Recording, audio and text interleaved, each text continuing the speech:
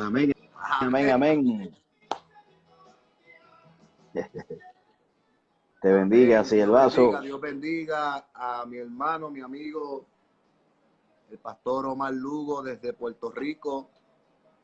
Amén, Aguadillas, Puerto Rico. Gloria a Dios, le damos gracias a Dios por este privilegio que nos concede de predicar su palabra juntos. Amén, a través de Facebook Live. Gloria a Dios, para mí es un gozo y un honor, ¿verdad?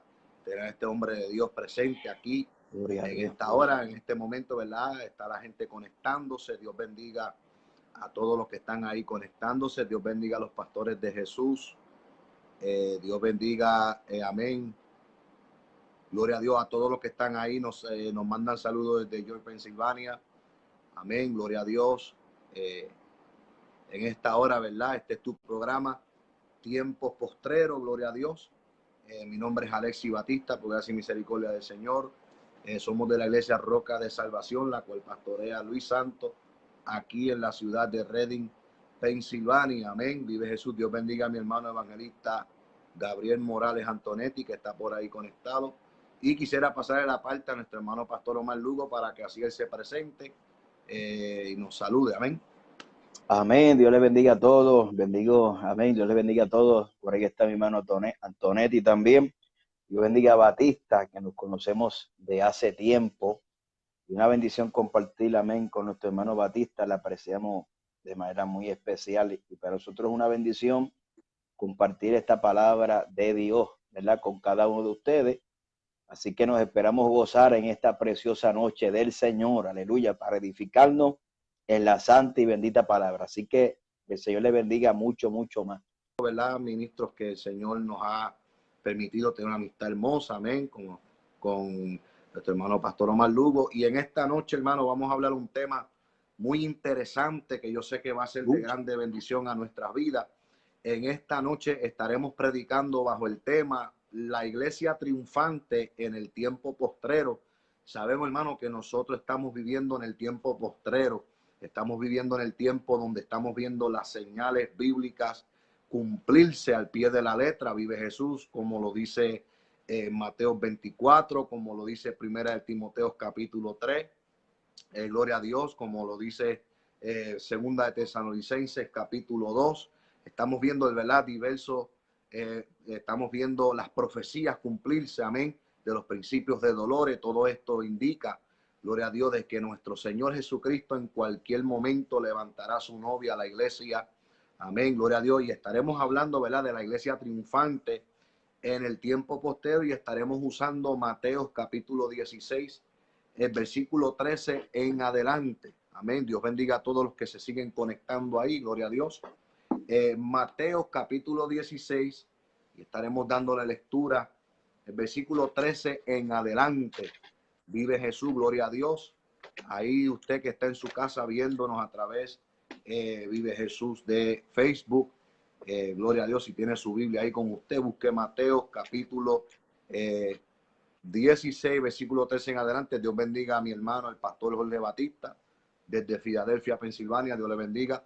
Vive Jesús, gloria a Dios. Y leemos en el nombre del Padre, del Hijo y del Espíritu Santo. Amén. Dice así de la siguiente manera: viniendo Jesús a la región de Cesarea de Filipo, preguntó a sus discípulos diciendo: ¿quién dicen los hombres que es el Hijo del Hombre? Ellos dijeron: unos Juan el Bautista, otros Elías y otro Jeremías o alguno de los profetas. Él le dijo: ¿y vosotros quién decís que soy yo? Respondiendo Simón Pedro dijo: tú eres el Cristo, el Hijo del Dios viviente. Entonces le respondió Jesús: bienaventurado eres, Simón, hijo de Jonás, porque no te lo reveló carne ni sangre, sino mi Padre que está en los cielos. Y yo también te digo que tú eres Pedro, y sobre esta roca edificaré mi iglesia, y las puertas del Hades no prevalecerán contra ella, y a ti te daré las llaves del reino de los cielos, y todo lo que atares en la tierra será atado en los cielos, y todo lo que desatares en la tierra será desatado en los cielos. Vive Jesús. Amén. Así que, ¿verdad? Gloria a Dios, le damos gracias a Dios por esta poderosa palabra. La palabra de Dios sabemos que ya está bendecida, ¿ven? Y que Dios, ¿verdad? En esta noche no solamente seamos oidores, sino hacedores de la misma. En esta noche, pastor, quisiera comenzar, ¿verdad? A hablar un poco acerca de la historia de la iglesia. Y una de las cosas que podemos ver aquí es que Jesucristo, en los 4 evangelios, podemos ver que Jesucristo escogió a 12 hombres. Sabemos, ¿verdad?, que estos 12 hombres fueron pescadores. Uno fueron, eran personas que colectaban impuestos, gloria a Dios. Eran hombres, ¿verdad?, llenos de muchas debilidades, de imperfecciones, pero Jesús puso su mirada en ellos, escogió a estos 12 hombres, y vemos que en Lucas capítulo 6, versículo 13, la Biblia dice que Jesús a los 12 discípulos que él escoge los llamó apóstoles, y a estos hombres que llamó apóstoles, la Biblia nos enseña que él le otorgó la responsabilidad del gobierno de la iglesia, que es el cuerpo de Cristo. Vive Jesús, y vemos, ¿verdad?, que Jesucristo le dio autoridad a estos 12 hombres para expulsar demonios, para hacer milagros, para predicar el evangelio y para hacer, ¿verdad?, para bautizar y hacer discípulos a las naciones, más el que creyere será salvo y el que no creyere será condenado. Vive Jesús. Pero vemos, ¿verdad?, que Jesucristo escoge a estos 12 hombres, y son hombres que son regenerados por el poder del Espíritu Santo.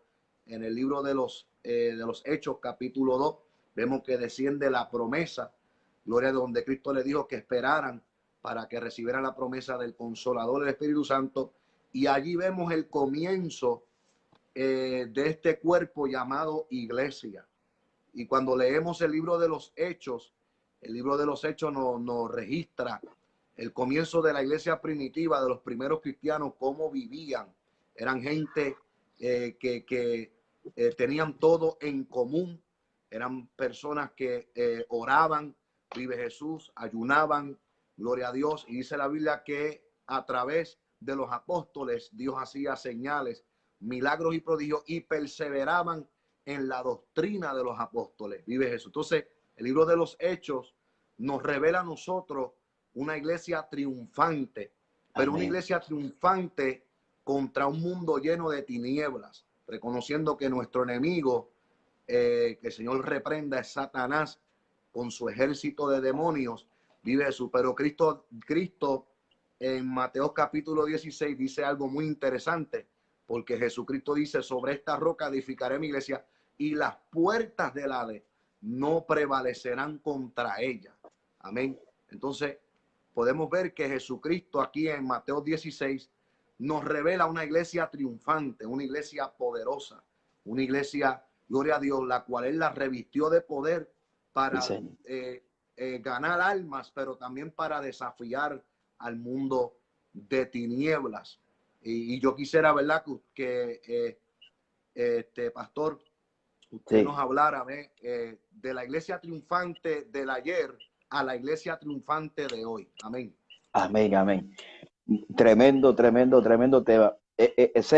Mientras escuchaba, es que la Biblia realmente es viva. Mientras escuchaba la lectura de la palabra en Mateo capítulo 16, hay 3 cositas bien importantes que resaltan en este capítulo 16 que Cristo está haciendo. Número 1, está preguntando su identidad. La identidad. ¿Quién dice la gente que soy yo? Pero ¿quién dices ustedes que soy yo? Cuando sabemos que Pedro respondió la pregunta, la primera pregunta fue fácil porque repetir lo que escuchamos de los demás es fácil. Ahora, cuando nos confrontan a nosotros para poder decir quién es Cristo para nosotros, obviamente Cristo le dice a Pedro: wow, esa revelación no te lo reveló carne ni sangre. Hay 3 cosas que están en ese pasaje bíblico. Número 1, me habla de identidad. La identidad te lleva al propósito, y el propósito produce autoridad, y la autoridad produce poder. Ahora, la iglesia triunfante es una iglesia que tiene identidad en Cristo Jesús. Por eso que cuando Pedro contestó la pregunta, que no solo había revelado carne ni sangre, sino su Padre que está en el cielo, entonces que Cristo pudo desvelar quién era Pedro. Dijo: tú eres una roca. Ahora, como tú conoces quién soy yo, esa revelación, la palabra revelación significa una verdad que siempre estuvo delante de nosotros, pero estaba velada, estaba detrás de un velo. El velo fue quitado, tuvo ese impacto. Wow, tú eres Cristo, el Hijo de Dios. Por eso que la iglesia se basa, su identidad, su propósito, su autoridad se basa en Cristo Jesús. Cuando conocemos quién es realmente Cristo, y podemos notar, ¿verdad? Que la gente dice, no, que yo sé quién es Cristo. Lo que pasa es que Cristo hoy se ha reducido como si fuera, como yo digo casi en todos los mensajes, Cristo no es un amuleto, ¿ves? Cristo es nuestro Señor y Salvador. Entonces, cuando la iglesia entiende que Cristo es mucho más que una bendición, mucho más que como si fuera, entre comillas, porque así que lo proyectan mucho, como si fuera un Aladino, que simplemente está para ahí para cumplir mis deseos, para que se cumpla mi propósito. Nosotros comenzamos a reducir a Cristo, y no es que Cristo se pueda reducir, pero para nosotros, pues recuérdate cuando habla la parábola de los talentos, aquella revelación que tenía aquel que había escondido. ¿Cuál es la revelación de aquel que había escondido su talento? No, yo conozco que tú eres un hombre que sigue donde no sembraste, que era muy duro. Entonces Cristo le iba a juzgar conforme a esa revelación, que era una revelación torcida. Y esa revelación torcida produjo que aquel hombre se comparara con los demás, se sintiera menos, escondiera su talento bajo tierra y fuera irresponsable delante de la presencia de Dios. Es tremendo. Entonces, amén, cuando Pedro contesta la pregunta, le dice, no, tú eres Cristo, el Hijo de Dios. Ah, pues entonces tú eres Pedro. Y sobre esta roca, sobre esta revelación, voy a edificar mi iglesia. Y le dice, le habla del propósito, y del propósito brinca a la autoridad. Le dice, te voy a dar las llaves de los cielos, para que todo lo que ata en la tierra será atado en los cielos, todo lo que desate sobre la tierra será atado sobre los cielos. Entonces, lo que está hablando es autoridad, dominio, poder espiritual. Y ahora en Hechos capítulo 2, Cristo derrama el poder, porque una cosa es caminar en autoridad y otra cosa es caminar en poder, y ambas caminan de la mano, pero una cosa es autoridad. Autoridad significa el dominio, esa autoridad delegada del Padre, y el poder es dunamis, que es la capacidad y la habilidad de Dios fluyendo a través de uno. Y ese poder tenía un propósito. Ese propósito, ¿cuál era? Y recibiréis poder cuando haya venido sobre vosotros, y me seréis testigos en Jerusalén, Judea, Samaria, hasta los confines de la tierra. Ese poder era para ser testigo, que es de la transliteración del griego mártir. O sea, Dios estaba equipando. Por eso que los discípulos y los 70 pueden echar fuera demonios sin todavía caerle Pentecostés arriba, porque lo que produce que los demonios salgan es la autoridad delegada. ¿Ves? Ahora, otra cosa es ese derramamiento de poder que produjo capacidad. ¿Y qué capacidad? Es una capacidad para hacer una iglesia triunfante. ¿Ves?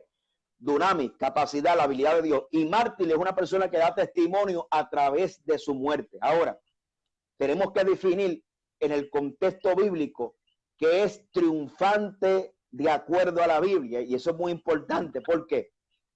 Porque nosotros no podemos coger la empírica, cómo se mide el triunfo en el mundo, y coger esos estándares y medir la iglesia basada en esos estándares, porque entonces vamos a tener gente frustrada, vamos a tener gente que creen que no son nada, siendo muchos para Dios, porque la Biblia dice que somos más que vencedores.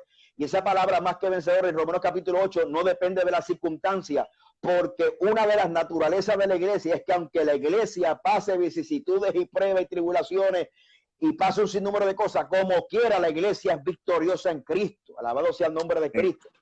Y como quiera la iglesia tiene poder y tiene autoridad. Ahora, hay un texto de la Biblia que yo estaba buscando ahorita, que es segunda de Corintios capítulo 2 verso 14. Segunda de Corintios capítulo 2 verso 14, y déjame ver si lo voy a buscar aquí porque lo voy a leer en varias versiones. Segunda de Corintios capítulo 2, el verso, léemelo Batista hasta el 16. Segunda de Corintios 2:14. Sí, hasta el 16. Dice, mas a Dios gracias. Segunda de Corintios capítulo 2, versículo 14 al 16. Mas a Dios gracias, el cual nos lleva siempre en triunfo en Cristo Jesús. Y por medio de nosotros manifiesta en todo lugar el olor de su conocimiento. Porque para Dios somos grato olor de Cristo en los que se salvan y en los que se pierden. A estos ciertamente olor de muerte para muerte, y a aquellos olor de vida para vida. Y para estas cosas, ¿quién es suficiente? Mira cómo lo dice esta tradición. Dice, doy gracias a Dios porque nos hace partícipes del triunfo de Cristo y porque nos permite anunciar por todas partes su mensaje, para que así todos los reconozcan. Anuncien las buenas noticias, es como ir dejando por todas partes el suave aroma del perfume, y nosotros es suave aroma de Cristo ofrece a Dios. Somos como un perfume que da vida a los que creen en Cristo. Por el contrario, para los que no creen, somos como un olor mortal. Y otra traducción dice de la siguiente manera, el 2.14 en adelante dice de la siguiente manera: así que gracias a Dios que nos ha hecho sus cautivos y siempre nos lleva en triunfo en el desfile victorioso de Cristo. Ahora nos usa para difundir el conocimiento de Cristo por todas partes como un fragante perfume. Nuestras vidas son fragancia de Cristo que sube hasta Dios, pero esta fragancia se percibe de una manera diferente para los que se salvan y los que se pierden. Para los que se pierden somos un espanto olor de muerte y condenación, pero para aquellos que se salvan somos un perfume de la vida. ¿Y quién es la persona adecuada para semejante tarea? Y sigue por ahí para. Entonces, ¿qué está diciendo? Que nosotros somos olor de Cristo para los que se salvan. ¿Y por qué somos olor de muerte? No solamente somos olor de muerte para los que se pierden, obviamente porque son condenados porque ya escuchan la palabra, sino porque no entienden la vivencia de la iglesia. Pablo decía, y uno de los sellos del apóstol Pablo era que él utilizaba la plataforma del sufrimiento y las consecuencias de anunciar el mensaje de Cristo como un sello de aprobación de parte de Cristo. Filipenses dice, Filipenses capítulo 1, versículo 19, dice que no solamente nos ha dado conocer a él, sino padecer por él. Entonces, tenemos que dejar bien claro que aunque la iglesia de Cristo es una, la iglesia de Cristo es una iglesia victoriosa en todos los tiempos.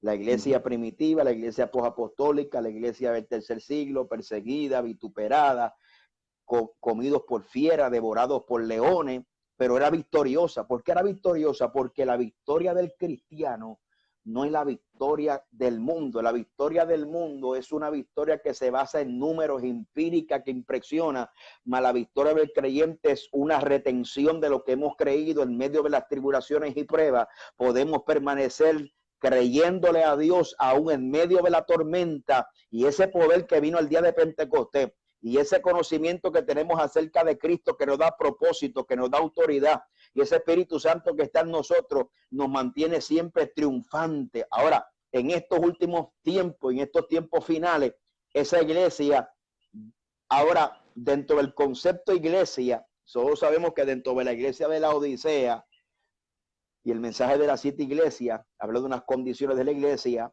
y que al final de los tiempos, yo digo que hay 4 iglesias. La iglesia, esa iglesia que seduce, ¿verdad? Esa iglesia Tiatira, que es la iglesia tradicional católica romana, la iglesia de la Reforma, que tiene nombre de que viven y están muertos, la iglesia de Filadelfia, la iglesia del arrebatamiento, y la Odisea, que es la iglesia lista para ser vomitada. Entonces, dentro de esa gama que hoy se llama iglesia, porque no todo el que se llama iglesia es iglesia, pero dentro de esa gama que se llama iglesia, va a haber un momento donde Dios va a sacar lo que son la verdadera iglesia. ¿Ves? La verdadera iglesia en Cristo, que han podido triunfar por medio de las tribulaciones y por medio de diferentes pruebas que estamos pasando hoy en día. Aleluya. Esa iglesia victoriosa se va a reflejar no solamente como, ¿verdad?, ese falso evangelio de la doctrina del reino ahora, que ellos dicen que por medio de la conquista de todas las esferas sociales, políticas y gobierno, vamos entonces a mostrar nuestro triunfo. Mas, sin embargo, la iglesia verdadera es aquella que retiene su identidad en Cristo. Es la iglesia que detiene en medio de la adversidad, puede retener su identidad. No cambió, retuvo la palabra sana tal como ha sido enseñada. Alabado sea el nombre de Cristo. Y tenemos que entender que esa iglesia somos tú y yo. Amén. Esa victoria se encuentra en Cristo. La victoria de Cristo, la victoria del creyente se encuentra en Cristo, porque Colosenses dice que él venció en la cruz del Calvario sobre todo principado, potestad y hueste de maldad, y clavó en el medio, o sea, quitó del medio el acta que no era contrario. Eso nos hace vencedores. Es una victoria espiritual. Es una victoria que el mundo no la tiene, pero tú y yo la tenemos, que es una victoria en Cristo Jesús, que hemos vencido en Cristo al pecado. Hemos vencido en Cristo, amén, aleluya, los deseos del mundo y vivimos para Dios. Esa es la victoriosa iglesia que va a quedar al fin de los tiempos. Por eso es que la iglesia es la iglesia retenedora, es el remanente en medio de estos tiempos. Alabado sea el nombre del Señor.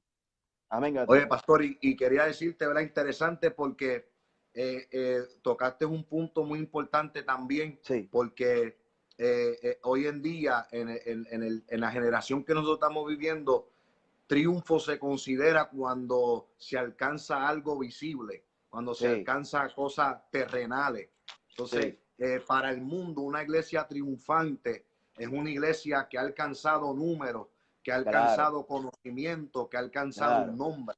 Pero cuando vamos a la palabra, la Biblia nos enseña que los apóstoles, aún inclusive Pablo, se gozaba.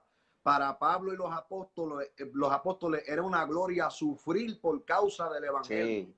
O sea, que ellos veían una iglesia triunfante por medio de la persecución, por medio, porque la persecución confirmaba de que ellos estaban haciendo lo correcto ante los ojos de Dios, que estaban predicando el verdadero evangelio, porque si vamos al libro de los Hechos nos damos de cuenta que no era el mensaje que molestaba mucho, sino el nombre que ellos estaban representando, que es Jesucristo. Ellos le dijeron, hablen lo que ustedes quieran, pero no hablen de ese nombre, no prediquen de ese nombre, porque la iglesia triunfante es la iglesia que tiene el carácter de Cristo, que manifiesta el carácter de Cristo. Y en este tiempo, lamentablemente, como hablaba, hay un remanente que manifiesta ese verdadero carácter de Cristo, y para el mundo nosotros somos un fracaso. ¿Por qué? Porque no hemos alcanzado quizás riquezas terrenales, no hemos alcanzado un nombre aquí en la tierra, pero aunque para el mundo eso sea un fracaso, delante de Dios es un triunfo. ¿Por qué? Porque como la iglesia de Filadelfia, que aunque tenía poca fuerza, era una iglesia que sufrió un terremoto y sufrió pérdidas económicas, pero era una iglesia que retuvo la verdad, que guardaba la palabra, y por cuanto guardó la palabra y no negó el nombre de Jesucristo, dice la Biblia, nos enseña claramente, capítulo 3 de Apocalipsis, que Dios abrió una puerta grande delante de ellos que nadie puede cerrar. Entonces, la iglesia triunfante hoy en día, el mundo la denomina como una iglesia que alcanzó un nombre, que tiene riqueza, pero la Biblia nos enseña lo contrario. Inclusive la Biblia dice que para entrar al reino de los cielos es necesario que pasemos por tribulaciones.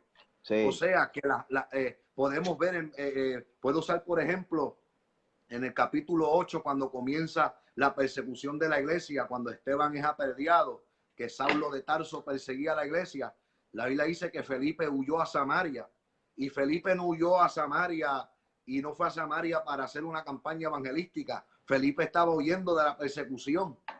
Pero allá, huyendo de la persecución, se despertó un avivamiento que inclusive Felipe llegó a una ciudad donde era una ciudad que estaba atada por la brujería, atada por la magia. Y cuando Felipe llega lleno del poder del Espíritu Santo, comienza la iglesia, porque la iglesia somos nosotros, como dice la palabra, que nosotros somos templo del Espíritu, que ya Dios no mora en templo hecho manos por hombres, sino que ahora mora dentro de nosotros. Por eso que hoy en día, aunque quizá no estamos congregándonos en el edificio donde la iglesia se reúne para adorar a Dios, pero seguimos siendo iglesia, porque el Espíritu Santo mora en nosotros, que somos el cuerpo, la iglesia de Cristo. Y vemos que Felipe llega a Samaria y ahí se manifiesta, Dios lo respalda con señales y prodigios. Inclusive la gente comenzaron a creer, comenzaron a quemar los libros de magia, comenzaron a abandonar la idolatría. Y vemos que el poder de Dios impacta a Samaria por medio del evangelista Felipe. Amén. Entonces vemos que una iglesia triunfante, me gustó algo que dijiste, que lo primero que Cristo hizo fue asegurar la identidad. Vive Jesús. O sea, una iglesia triunfante es una iglesia que conoce la identidad del fundamento, que es Jesucristo. Sí, Señor. Y es lo importante en este tiempo. Mucha gente habla de Cristo, pero no conoce a Cristo. Vive Jesús. Por eso que Jesucristo quería asegurarse, ustedes van a predicar del evangelio, pero ustedes tienen que conocer quién es el fundamento. Sí. ¿Quién es el fundamento de este evangelio? Que es Jesucristo. Vive eso. Entonces, Sí. podemos ver que una iglesia triunfante es una iglesia que, aunque es sufrida, pero no niega el nombre de Jesucristo, no niega el nombre del fundamento que la sostiene, que es la que la sostiene de pie. Y ¿verdad? En este tiempo que estamos viviendo da tristeza, ¿verdad? Porque pues la iglesia triunfante de hoy es la iglesia de alcanzar fama, conocimiento, vive Jesús, la iglesia donde haya mucha profecía, gloria a Dios, pero cuando se presenta la iglesia verdadera que trae el mensaje que transforma, el mensaje que reconcilia al hombre con Dios, que lo liberta, que lo cambia, pues ahí eso se considera un mensaje fracasado, porque no es un mensaje que genera dinero o algo material, sino que es un mensaje, como le llaman, el mensaje antiguo. Ya no se puede hablar así, ahora hay que hablar de esta manera, pero no, la iglesia triunfante tiene que entender que tiene una sola identidad, que es Cristo Jesús. Amén. Amén. Y lo que estábamos hablando ahorita, ¿verdad? De la iglesia de la Odisea, que Cristo la cita y le dice, tú que dices que yo soy rico, me he enriquecido, ninguna cosa tengo necesidad. O sea, era aparentemente una iglesia triunfante, pero Cristo va a la esencia de la iglesia triunfante y menciona 4 cosas que, aunque lo dice, lo podemos transvirar, o sea, buscar su antónimo. Por ejemplo, le dice, tú eres una iglesia desventurada, miserable, pobre, ciega y desnuda. Entonces, aquí indirectamente Cristo nos está enseñando que la verdadera iglesia de Cristo es una iglesia bienaventurada. Ahora, cuando nosotros vamos a Mateo capítulo 5, vemos la bienaventuranza. Todos sabemos que la bienaventuranza lo que significa dichoso, o sea, dichoso es aquel que está pasando tal cosa porque le espera tal cosa. ¿Ve? Entonces, era una iglesia que lo vamos a enumerar, Mateo capítulo 5. Era una iglesia que ya no sabía llorar. No va a saber llorar porque dice, bienaventurados los que lloran porque ellos recibirán consolación. Porque iban a llorar si no tenían necesidad de nada. ¿Qué van a llorar si no tienen necesidad de nada? Era desventurada porque no eran pobres en espíritu. O sea, se ve convertido en una iglesia autosuficiente. También en el verso 4, Mateo 5:4 dice, el 5, bienaventurados los mansos porque ellos recibirán consolación. No eran mansos. Bienaventurados los que tienen hambre y sed de justicia porque ellos recibirán, porque ellos serán saciados. Y muy importante recalcar que la iglesia de la Odisea es la iglesia del gobierno humano, ¿verdad? Es donde el humano establece su propia justicia. El verso 7, bienaventurados los misericordiosos porque ellos alcanzarán misericordia. Y misericordia no solamente es una expresión de solidaridad o de pena, misericordia es ofrecer los recursos cuando usted ve que alguien está pasando en necesidad. ¿Ve? Por eso que si tú ves a tu hermano en necesidad, no le digas voy a orar por ti. Si usted tiene cómo resolverle, resuélvale. Eso es lo bíblico. Ahora, bienaventurados los de limpio corazón porque ellos verán a Dios. Muchos alegan una santidad por el corazón y ni esa la tienen, porque si tuvieran la del corazón se refleja por fuera. Bienaventurados los pacificadores porque ellos serán llamados hijos de Dios. Y cuando hablamos de pacificadores, estamos hablando de establecer la paz de Dios. Yo meditaba en estos días que la gente se turban cuando citan Hebreos capítulo 12, verso 14, seguir la paz con tú y la santidad sin la cual nadie verá al Señor. Y muchos dicen, ¿cómo es posible que tú puedes predicar paz si no tienes paz con tu hermano? Pero eso no es lo que está diciendo ahí. Lo que está diciendo ahí, número 1, ¿qué significa? Está resumiendo los 10 mandamientos en lo que es. Mandamientos para Dios y mandamientos para los hombres. Ahora, la Biblia dice, en cuanto sea posible de nosotros, estemos en paz con todos los hombres. Ahora, si lo que yo predico te corrompe tu paz, no significa que yo tengo que negociar mi santidad para que tú tengas paz. ¿Ves? Yo tengo un mensaje que se llama santidad por el precio de la paz. O sea, yo no voy a negociar mi santidad por el precio de la paz. Entonces, Cristo dijo, yo no he venido a traer paz, sino que he venido a traer espada. Es muy importante. Y aún el anticristo viene a establecer una paz. Ahora, mire qué interesante, porque el mundo tiene una paz, porque Cristo dijo, yo doy una paz, no como el mundo la da, yo os la doy. ¿Ves? Entonces, ¿qué pasa? Que aparente y alegadamente el mundo tiene una paz, pero es momentánea. Esa paz se limita a la circunstancia del tiempo y del medio ambiente en el cual yo estoy viviendo. Esa es la paz que ofrece el mundo. Tiene que ir a un party para sentirte y para sentirte gozo, para sentir paz, que estar con los panes, con los amigos, pero no, la iglesia no tiene esa paz. La iglesia tiene una paz que sobrepasa todo entendimiento, que no importa la tormenta, podemos tener paz porque esa paz depende de nuestra relación con el Señor. Amén. Entonces la iglesia, esto es muy importante porque yo venía meditando en estos días, ha bajado el volumen de su mensaje porque a muchos le molestan y le citan, no hermano, usted tiene que seguir la paz con todo y si la santidad sin la cual nada del Señor. Entonces, yo no tengo por qué bajar el volumen al mensaje que Dios me dio, porque si usted se corrompe su paz, yo no le estoy corrompiendo su paz, es la palabra que sale de mi boca, es el mensaje de Dios que nos confrontan y muchas veces nos confundimos en ese asunto, pero eso es otro mensaje. Bien, entre los que parecen persecución por causa de la justicia, la iglesia de la Odisea era una iglesia que no padecía persecución. ¿Cómo va a padecer persecución? Si tiene la justicia del mundo, si el hombre es el que manda ahí. Otro aspecto muy importante, ya entendemos que la iglesia de la Odisea era rica, pero era pobre, ¿viste? Pero la iglesia de la iglesia primitiva era una iglesia rica, porque cuando Pedro y Juan subieron a la hora nueva a orar, le dijeron al cojo de la hermosa, no tengo oro ni plata, pero lo que tengo te doy en el nombre de Jesús, levántate y anda. Ahora, el dinero en la iglesia te puede alquilar un buen building, el dinero en la iglesia te puede alquilar, te puede comprar unas buenas butacas, un buen heater, un buen aire acondicionado, te puede comprar una buena guagua para la iglesia, alabado sea Dios, pero hay cosas que el dinero no compra, como son en la manifestación verdadera del poder de Dios. El dinero no produce regeneración, el dinero no produce que el poder de liberación se manifieste en una iglesia.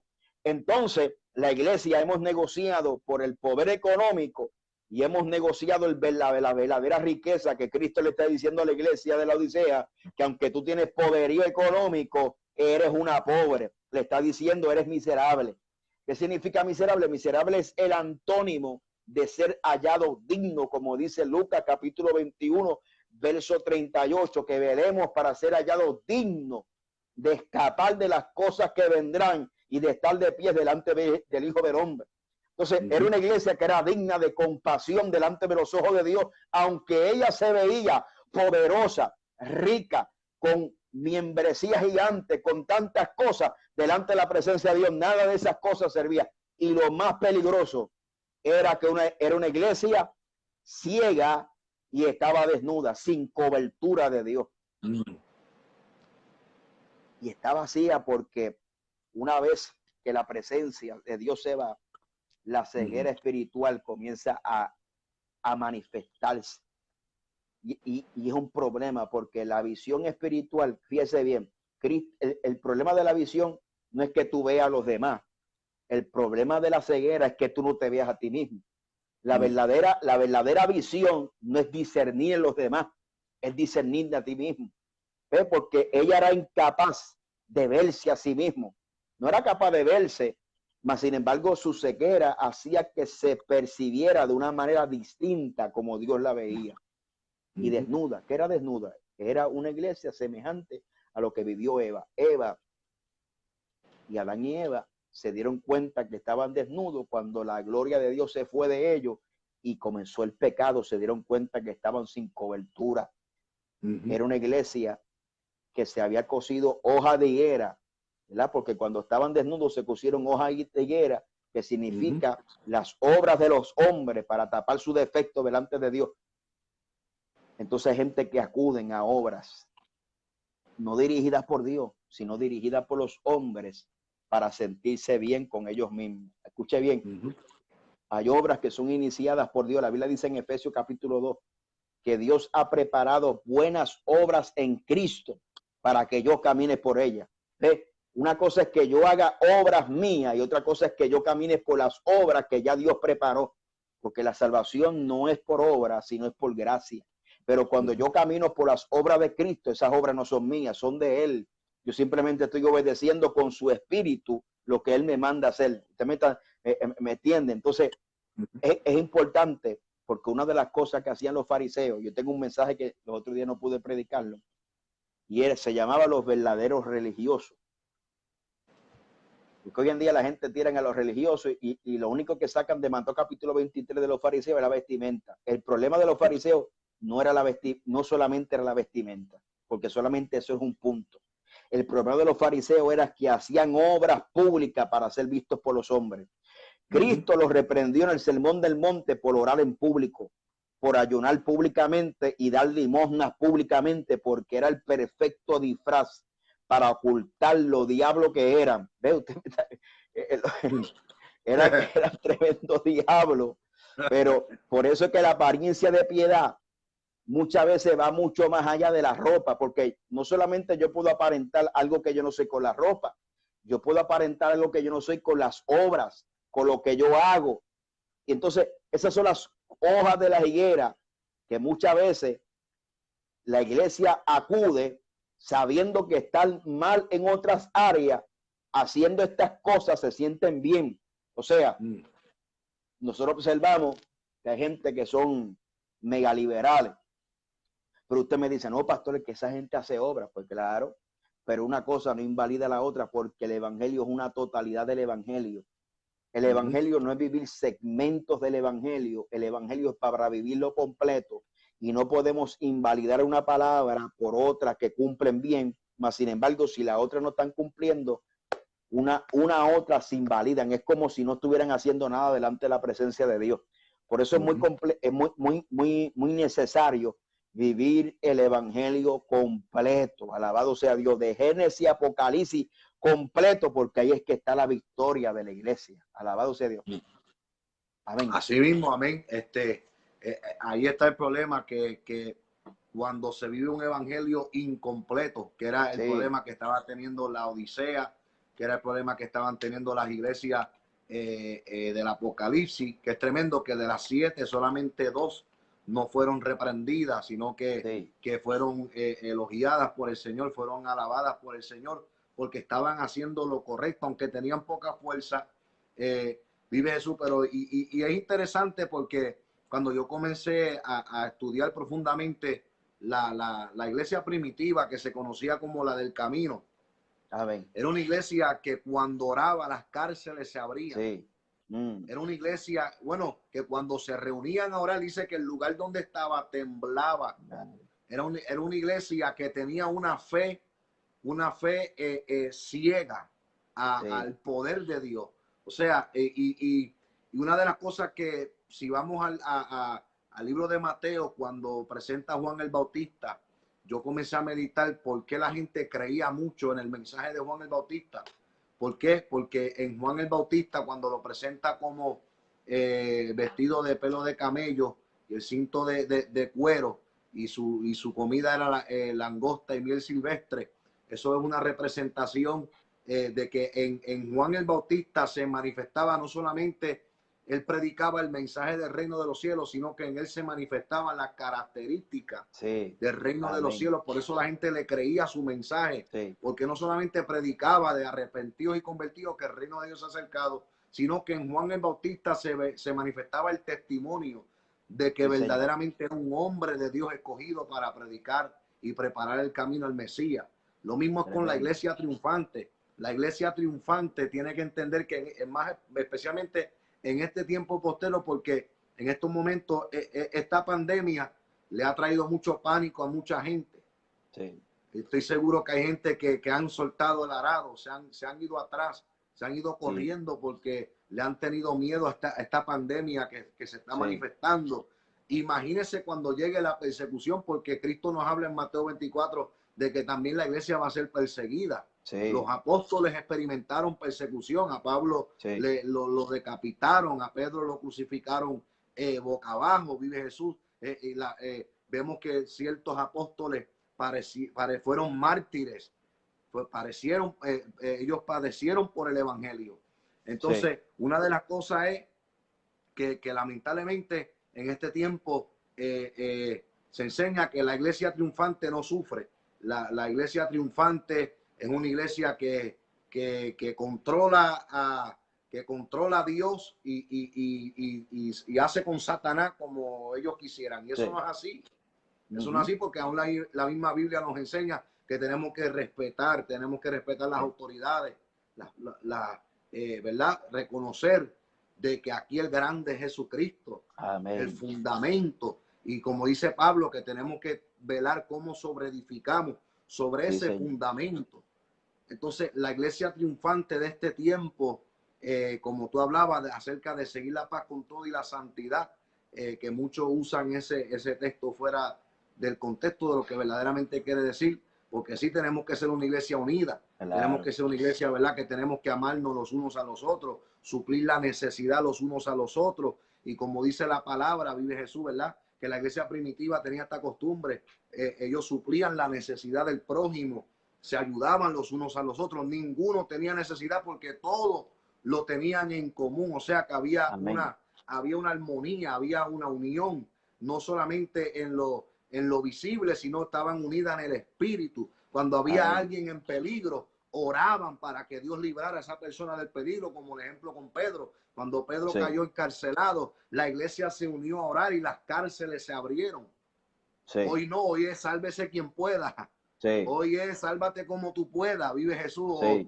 No hay ese amor, ese interés, vive Jesús. Entonces, la iglesia triunfante es una iglesia que practica lo que enseña Jesús acerca del buen samaritano. Vive Jesús, que cuando ve a aquel que está herido, que fue sorprendido por ladrones y está herido, restaurarlo, vendar sus heridas, vive Jesús, pero también presentarle, gloria a Dios, el evangelio que cambia, que transforma. Porque qué grande ejemplo en los apóstoles, que fueron hombres regenerados, hombres que Dios transformó, como Saulo de Tarso, un hombre que fue transformado, un hombre que perseguía a la iglesia, que maltrataba a la iglesia. Cuando tuvo la experiencia con Cristo, fue un hombre que fue transformado, y al ser transformado, aparece Pablo, vive Jesús, el que escribió las 14 epístolas. Pero este hombre tuvo un cambio, tuvo un cambio genuino, de que se manifestaban los frutos de que en él hubo un cambio. Inclusive cuando Pablo iba a ciertos lugares, la gente decía, este no era el que perseguía a la iglesia, esto no era aquel que nos perseguía, pero el poder de Dios lo transformó. Y el problema de hoy en día es que necesitamos una iglesia que transforme, que no solamente predique un mensaje de reconciliación, sino que también un mensaje que transforme. Porque la unción transforma, la unción trae cambios. Y la iglesia triunfante es la que te desconecta del mundo, pero es una iglesia que te equipa, que te prepara para que te parezcas a Cristo, el fundamento de la iglesia. Y esa es la iglesia triunfante que nosotros necesitamos en este tiempo. Esa iglesia que cuando nos vean digan, ustedes hablan como Él, caminan como Él, se parecen a Él. Esa es la iglesia triunfante, pastor, que nosotros necesitamos en este tiempo. Vive Jesús, ¿verdad? Y estaba escuchando un mensaje que predicaste de las 7 iglesias, y el mensaje era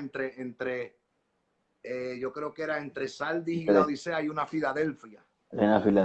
Y también estaba viendo el mensaje de las diferentes temperaturas de la iglesia. Y eso es lo que estamos viendo en el día de hoy. Estamos viendo una iglesia que está combatiendo con el mundo, está combatiendo con el mundo espiritual, con los cambios que están viendo en el gobierno, porque ahora pues se está aceptando el matrimonio del mismo sexo, las leyes están cambiando. Entonces, ¿qué tú puedes decir, verdad, en tus propias palabras, verdad, por la palabra del Señor, cómo la iglesia puede mantenerse triunfante en medio de todos estos cambios drásticos que el mundo está experimentando? Amén. Ya hemos hablado, ¿verdad?, del propósito, de la identidad, y esa pregunta que tú me haces se encuentra en la misma naturaleza de la iglesia. El apóstol Pablo dice que la iglesia es columna y baluarte de la verdad. O sea, en otras palabras, es sostenedora de la verdad, y baluarte es una pequeña fortificación en un muro donde se defiende eso. Entonces, la iglesia no solamente sostiene la verdad, sino que la iglesia triunfante es una iglesia que defiende la verdad. Y esa verdad no es una verdad relativa, es una verdad absoluta que no se encuentra basada en mis opiniones, sino que se encuentra basada en las escrituras. Entonces, la iglesia triunfante es una iglesia que en su naturaleza va a cumplir con los requisitos, porque esto es causa y efecto. Si el Espíritu Santo mora en esa iglesia, el Espíritu Santo la va a guiar a hacer esa iglesia que Cristo la diseñó. Entonces, en estos tiempos ya se está viendo cuál es la iglesia triunfante y cuál no es la iglesia triunfante. La iglesia triunfante, una de las cosas que por qué la iglesia la iglesia llena del Espíritu Santo tiene que ser quitada para que el anticristo se manifieste, es por esa misma identidad de la iglesia. Pablo oraba en Efesios y oraba y le decía, mira, yo oro por ustedes para que usted sepa cuál es la riqueza de su herencia, de su superinminente poder, la cual obtuvo en Cristo, resucitando entre los muertos. Y dice que esa iglesia la ha puesto sobre todo principado, potestad, sobre todo poderío y señorío que se nombre en este siglo y en el venidero. Y la ha puesto por cabeza, no por cola. Entonces Pablo estaba orando a la iglesia de Éfeso, Dios mío, para que esta gente tuviera revelación de cuán poderosa es la iglesia, cuán poderosa es la iglesia.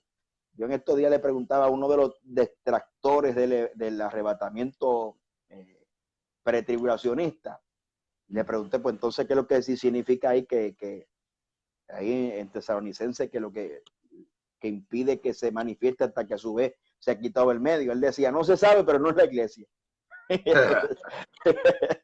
No se sabe, pero no es la iglesia, o sea, o sabe o no sabe. Entonces, ese es el problema, que la iglesia de Cristo es poderosa, es tan poderosa que tiene que ser quitada del medio para que entonces ese gobierno del anticristo pueda funcionar para implementar todos los disparates que van a hacer. Entonces, la iglesia triunfante es una iglesia que va a manifestar su verdadera naturaleza ante los retos y los desafíos que nos esperan como iglesia. Porque claro que vienen desafíos y vienen persecuciones, pero la iglesia y en esta pandemia hay muchos países en Europa, muchos países como lo tenemos ahora en Costa Rica, que mientras todo el mundo estaba en la cuarentena, aprobaron el matrimonio homosexual. Mientras todo el mundo estaba, ¿no? ¿Verdad? Aprovecharon los gobiernos para implementar leyes contrarias a la palabra. Entonces la iglesia tiene que actuar en su naturaleza, que es sostenedora. Ahora, hay gente que se confunde porque no son muchos ni son todos los que se llaman iglesia. Es un remanente que tiene discernimiento, que tiene celo de Dios para poder sostener la verdad y a la misma vez sostenerla, defenderla.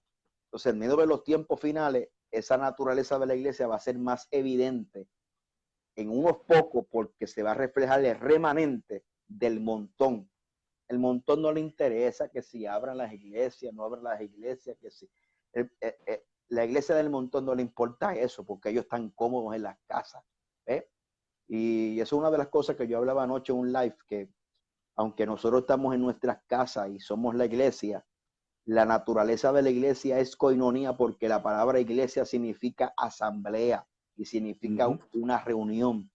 Y si nosotros violentamos ese principio, tarde o temprano, ese principio se va a reflejar en la vida de la iglesia. Yo decía anoche que para un ser humano establecer un hábito, se requiere 21 días para establecer un hábito. Nosotros en Puerto Rico llevamos más de 75 días, más de 75, porque aquí la cuarentena ha sido más rigurosa que en cualquier estado de los Estados Unidos. Más de 75 días encerrados sin culto. Ya la gente han establecido un hábito. ¿Cuál es el hábito?